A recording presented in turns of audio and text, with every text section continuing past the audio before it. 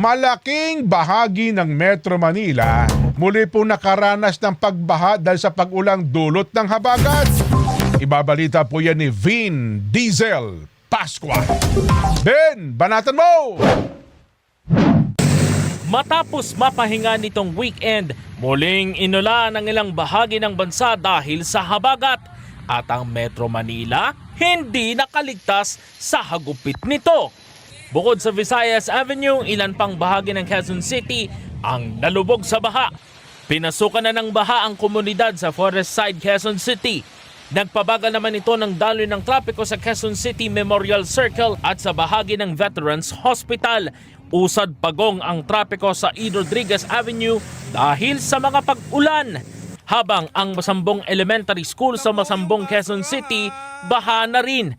Dahil rito ang mga estudyante, maging ang mga teacher, stranded na sa mga silid-aralan. Ilang estudyante ng isang paaralan sa Navotas ang stranded. Ito ay dahil na rin sa naging anunsyo ng alkalde na kanselado ang afternoon classes sa gitna ng malakas na pag-ulan.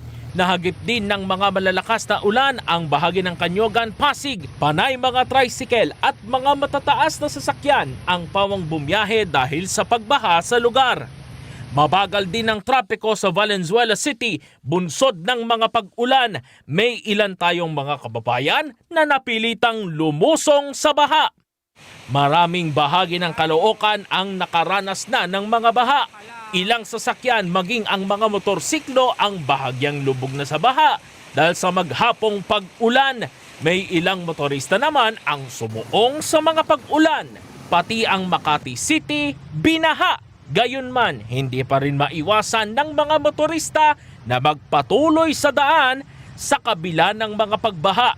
Ilang sasakyan naman sa Bendia, Barangay Mayapis sa Makati City ang na-stranded ng ilang oras bunsod ng baha. Sinuong na lamang ng mga kababayan natin sa Mandaluyong City ang malawakang pagbaha. Tumulong na makalagpas muna sa pagbaha ang mga enforcer. Pero kung matatag naman ang resistensya mo, sige, lumusong ka na lang. Ingat na lamang sa leptospirosis. Pinakamatinding nakaranas ng pagbaha ay ang Maynila. Mula sa mga kalsada, mga nagtatrabaho sa Manila City Hall, ramdam ang tindi ng mga pag-ulan bunsod ng habagat. Ang Blumentritt Market, hindi rin pinatawad ng mga pagbaha. Kaya ang mga dry goods katulad ng garments, todo takip ng plastic para hindi mabasa. Sa bahagi ng Santa Cruz, Maynila, sandamakmak na basura ang namataan habang ilang kalsada doon ang nakaranas na ng baha. Then Pascua para sa 100% balita. Ito na